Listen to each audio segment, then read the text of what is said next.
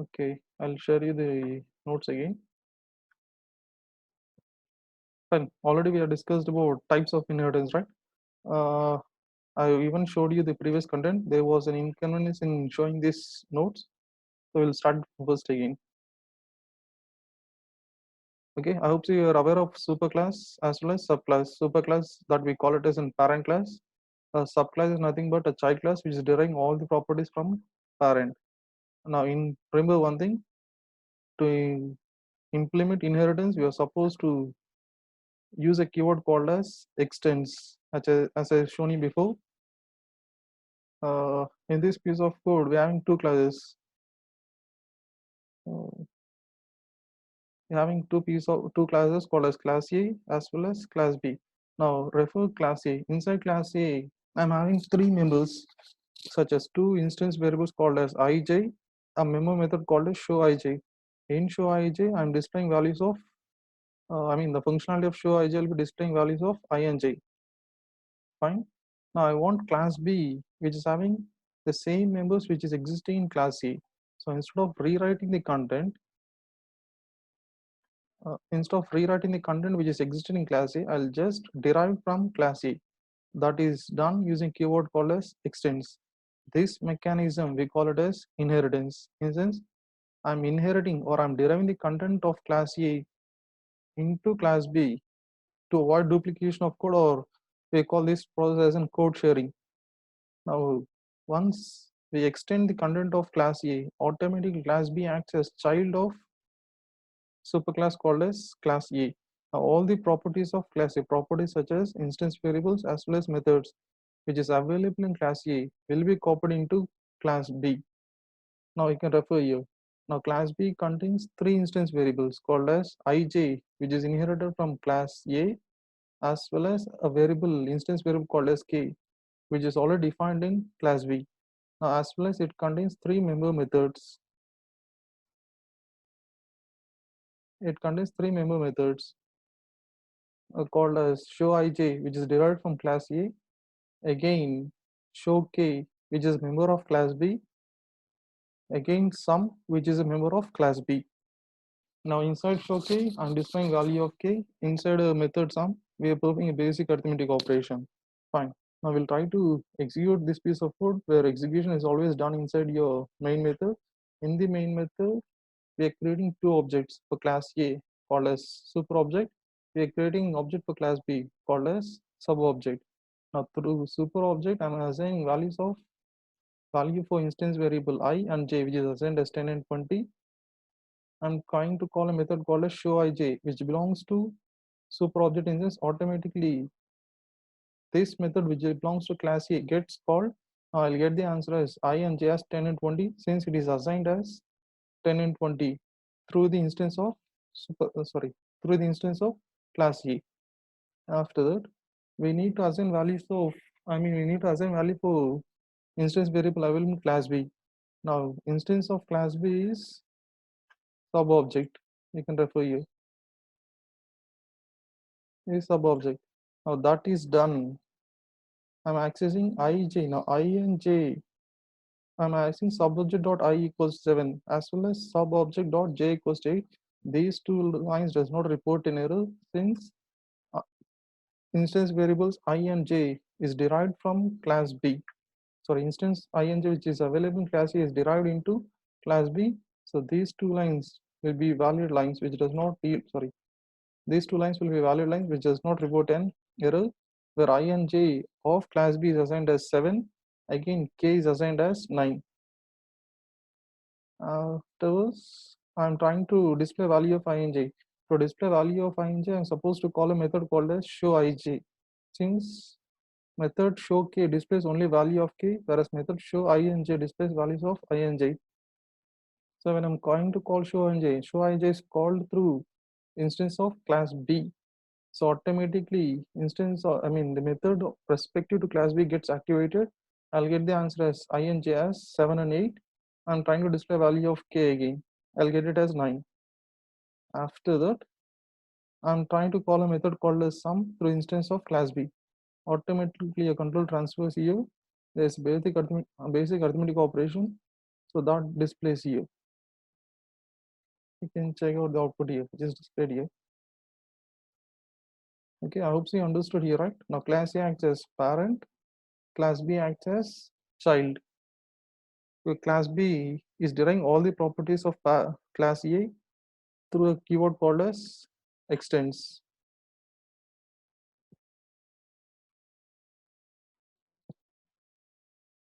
Okay, now as you are aware of access specifiers, now what is access specifier? Default access specifier of I and J. Since it is not mentioned, it comes under default access specifier. Default instance, it acts as public within the same package. Public in the same package instance, anyone belonging to the same package can access these members.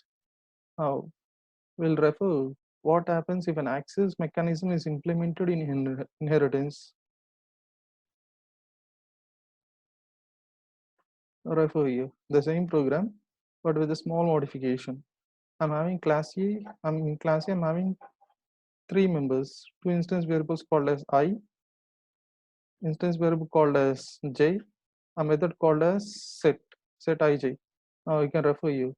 The access specifier of, access modifier or access specifier of I is not mentioned. So automatically comes under default, whereas instance J is declared as private. Once it is declared as private, it says that this is a private member of class A which can be accessible only through the members of class A. Out of class A, J cannot be accessed. Now, class B is trying to inherit all the properties of class A. When class B is trying to inherit all the properties of class A, only I as well as set J will be inherited but not J. Since J is declared as private, J cannot be inherited into class B. I hope you understood, right? Private is nothing but if it is declared as private, then that particular member acts as only a private member within the same class, stating that only the members of same class can access a private member. Again, one more willing to join. Now, since class B is trying to inherit class A, instance variable I, which is a default member, as well as member method set J, which is default member, will be inherited into class B, but not J, since J is declared as private. Okay, you can refer here. In class B, there's a piece of code where some arithmetic operation is done. In this, we are trying to use J. When this statement is used here, this reports an error since J is not available or J is not visible inside B, since J is declared as private of class A. I hope you understood, right? In case you want to access J, J should not be an private member or this cannot be performed inside class B. Okay, guys. Now, one second.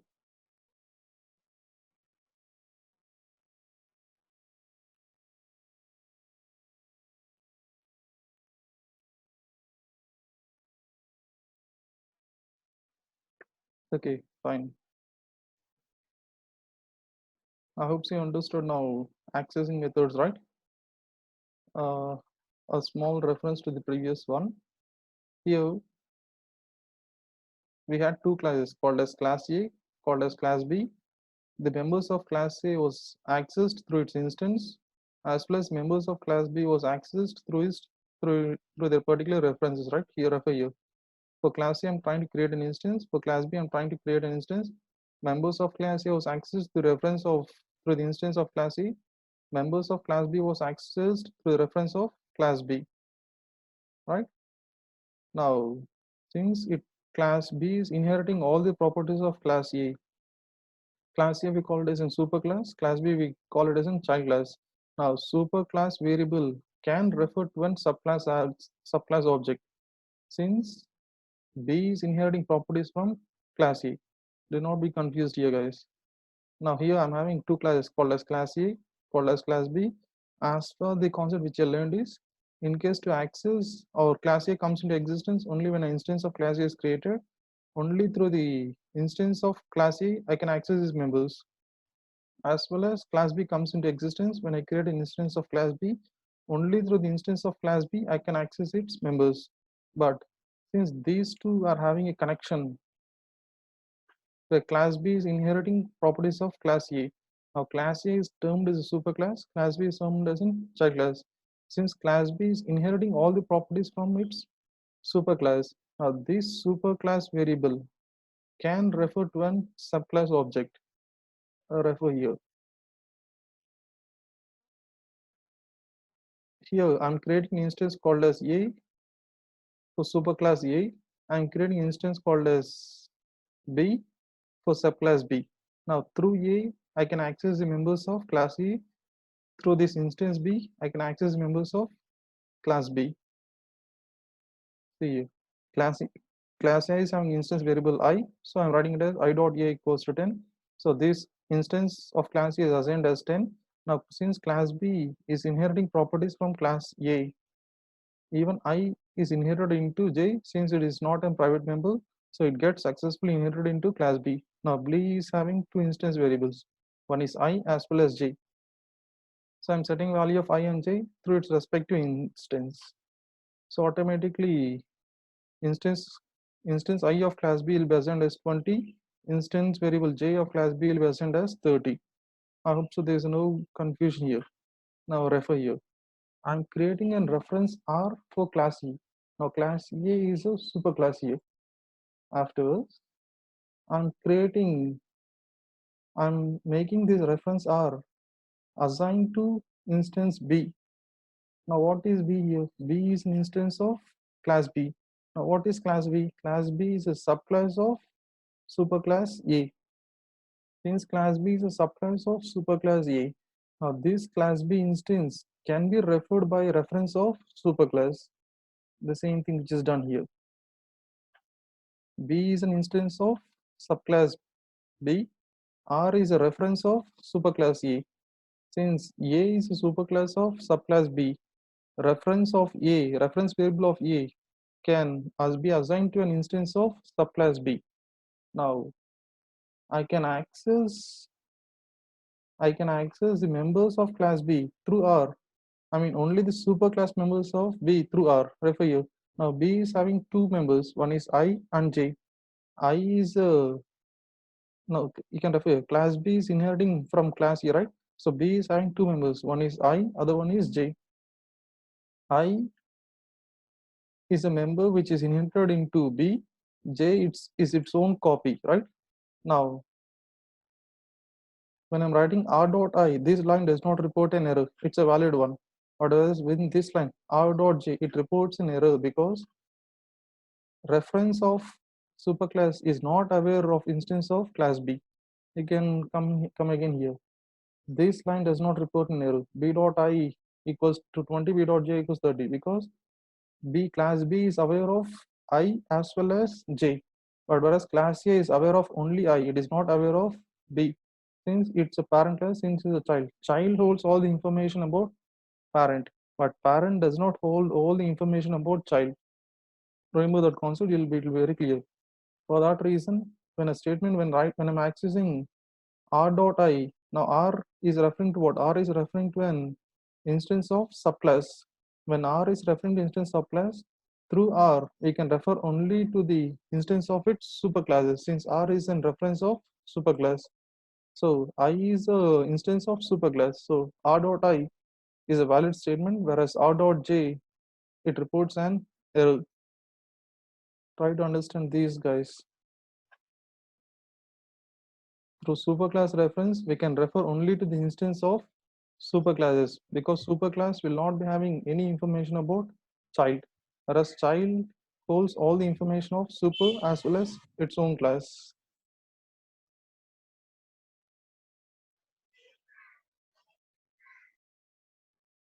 Okay, next topic would be about a keyword called as super. Now, already we have discussed about a keyword called as this. The use of this is to access current object, right? Now there is a keyword called as super. A super keyword is always connected with your superclass. Now super keyword is used to access the members of superclass. It can be used in two different ways. First one is using super, we can call superclass constructor. Other one is Using a keyword called as super, we can access the members of superclass that is hidden by a subclass. Here we come across a concept called as overriding. Already we have learned about overloading. Overloading instance within a class, different, I mean, multiple methods with the same name or with different type signature. I mean, different type signatures, different parameters. But whereas if it is overriding, same method name, same signature, but in inherited classes or from a derived class. I'll differentiate you how about this overriding and overloading.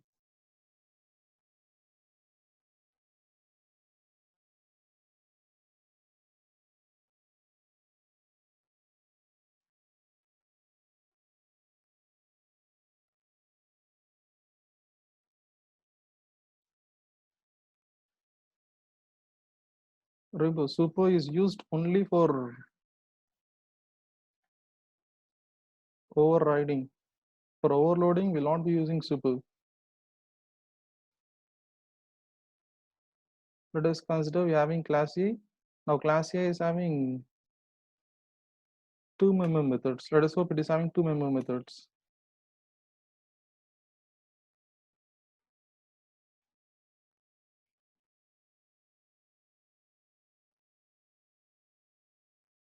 In case if you write a piece of code in this way,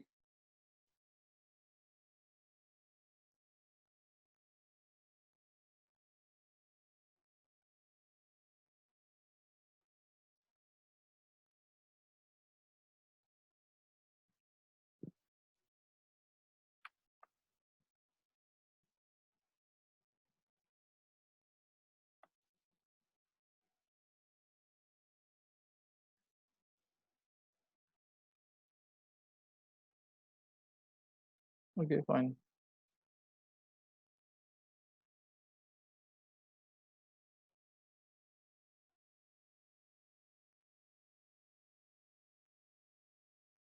Now I'm having a class called as A. Inside class A, we're having two member methods. A method called as sample, again a method called as sample with the same name, even with the same type signature. This reports an error. But whereas in case I'm having different type signature, for example, let us assume it is int I something. Now this is not an error. This represent concept called as overloading, saying that a method called as sample is overloaded with the same name but with different functionality. You can refer here. Instead of printing a string, here I'll try to display value of I. Name is same, but the functionality is different with different type signatures. This we call it as overloading. Now I'll show you about overriding. Overriding instance, overriding is represented only through inheritance. For example, I'm having class A. Hope I'm having a member called as I.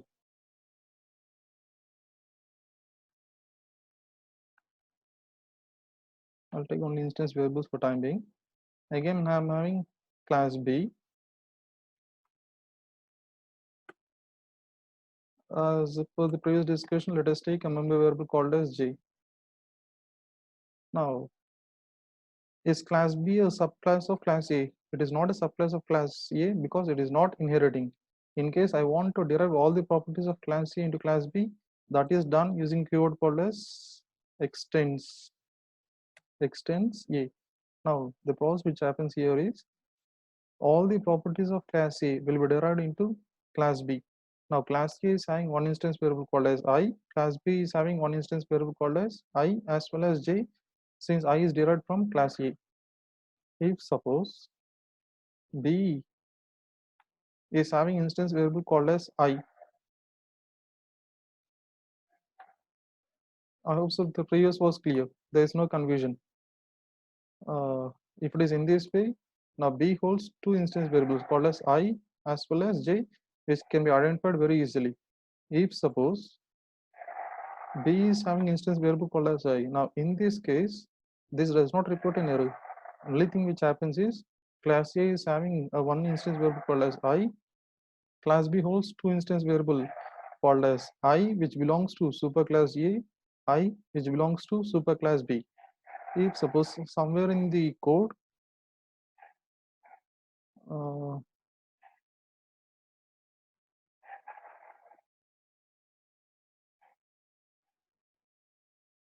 somewhere in the code assume I'm setting value of I, I'm setting value of I as 10. Sorry.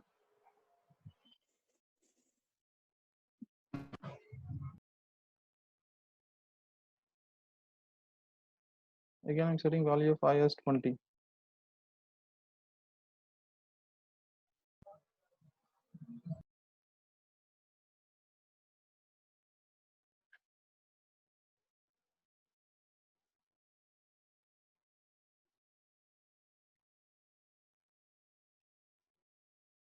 Okay, refer here. Let us come back. Instead of I for timing, I'll take it as J. You'll understand very clear. Now here what happens? Class B is inheriting from class A, so class B contains two instance variables. One is I of class A, J of class B. So when I write it as I equals 10, value I which is inherited from class A and class B will be assigned as 10, J will be assigned as 20. So suppose if class B is having instance variable called as I. So here what happens? When I'm trying to set value of I as 10, again I'm trying to set a value of I as 20. I'm assuming that this is I which is inherited from class A. I'll assume that this is I which belongs to class B. But that is not the concept which happens here. Even this I represents instance variables of class B because local variables will be given high priority. Now, what is happening here? Since a member of class B is having same name or same type signature of class superclass, this member of superclass will be hidden by member of subclass. In case I want to access superclass member, then that is done using a keyword called as super dot I. When I write a super, make sure super everything should be in small letters. When I write a super dot I refers to the member of superclass, not to the member of subclass. When I write here I equals 20, automatically this I refers to the member of subclass here. Hope you understood, right? In case if I'm not using super, here even I this in the method set, even the first statement I equals 10 refers to the same instance variables of class B. Since class instance variable I of class B is hiding instance variable I of class A, since it is having of same name and type signature. This is a second form of super. First form of super is calling superclass constructor. Second form of super is accessing superclass members which is hidden by subclass members.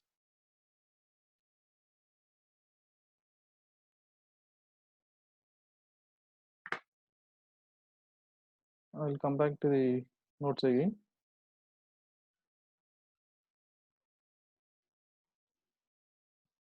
So guys, you understood? First form of super is calling superclass constructor. Second form of super is accessing superclass member from a subclass. One more thing. The reason why I took that one was to explain about overriding, right? Let me say that. I'll come back to the notes again. So suppose this was about instance variables. Let us take the same concept here. We'll take a method called as sample.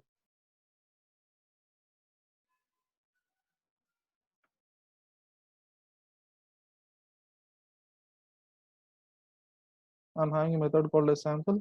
I'll copy the content of this one.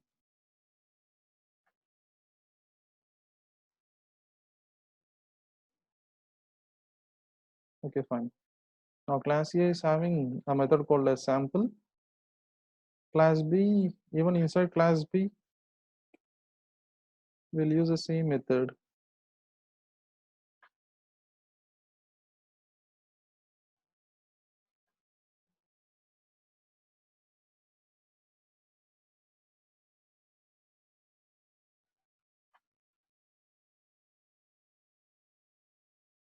Just a second.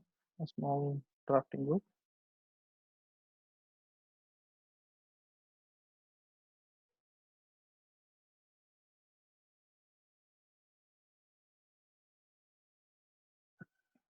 Okay, guys, refer here. Now I'm having two classes. A class A, which is having a memory method called as sample. Here, I'll try to display a string called as A, which resembles class A.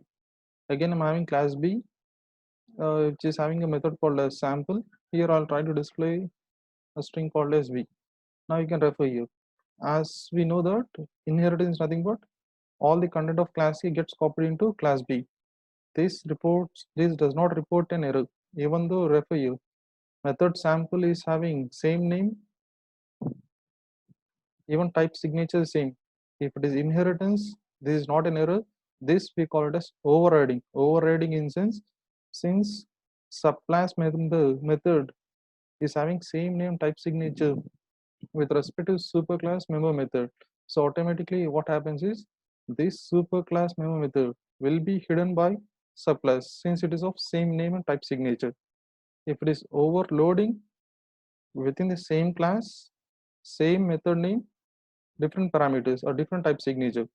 If it is overriding instance, among the superclass and subclass will be having same method name, same type signature. Now once a subclass inherits a superclass which is having same name and type signature, automatically this superclass method will be hidden by subclass method. This we call it as overriding. Hope so guys you understood, right? If for suppose something, if it is in this way, it is of parameter called as design parameter called as I. Now there is no overloading here, so there is no overriding here because this is different, this is different. Since even though names are same, type signatures are different, so there is no overriding here. Overriding will be done only when a subclass is inheriting the properties of superclass, where a superclass contains a method which is similar to your subclass. Method instance, same name and same type signature, which is similar to your subclass. In that phenomenon, an overriding takes place. Hope so you understood, right? The same process. To access your superclass, it should be done using a keyword called as super. If suppose somewhere in the code, I'm trying to call a method called as sample, automatically this gets activated. I want the superclass method. I mean, I want a sample which belongs to class A. Then that is done using a code called as super.sample. Okay, we'll come back to the material again.